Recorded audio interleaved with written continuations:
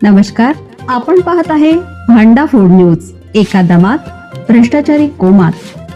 Social media, कर्जबाजारी, गुन्हेगारी, सट्टेबाजी, चोरी, मटका, जुगार, दारू, सावकारशाही, न्यायाच्या प्रतीक्षेत प्रशासन. भांडाफोड न्यूज.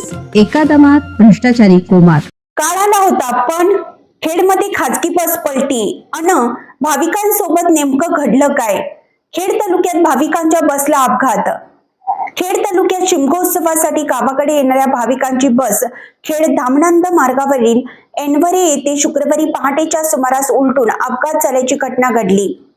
बोरुलीहून सापिली गावाकडे येणारी खाजगी आराम बस पलटल्याने या अपघातात 25 प्रवासी जखमी झाले असून त्यापैकी 2 जण गंभीर जखमी आहेत. सर्व जखमींवर कळवणी उपजिल्हा रुग्णालयात उपचार सुरू आहेत. सुदैवाने या अपघातात कोणतीही जीवितहानी झाली नाही. मिळालेल्या माहितीनुसार बोरिवली येथून सापिली धामणंद परिसरातील भाविक शिमगोत्सव व ग्रामदेवतेच्या पालखीचं दर्शन घेण्यासाठी आपल्या गावी येत होते. यासाठी नेहमीप्रमाणे खाजगी आराम बस काल रात्री बोरिवलीहून निघाली होती. काच फोडून प्रवाशांना बाहेर काढलं. पहाटे सुमारे 5:30 वाजण्याच्या सुमारास ही बस खेड धामणंद मार्गावरील एनवरे येथे पोहोचली असता चालकाचे बसवरील नियंत्रण सुटलं. त्यानंतर बस रस्त्याच्या कडेला उलटली. बसमध्ये एकूण 28 प्रवासी होते. बस पलटल्याने प्रवाशांमध्ये एकच गोंधळ उडाला. काही प्रवासी बसमध्ये अडकून पडले होते.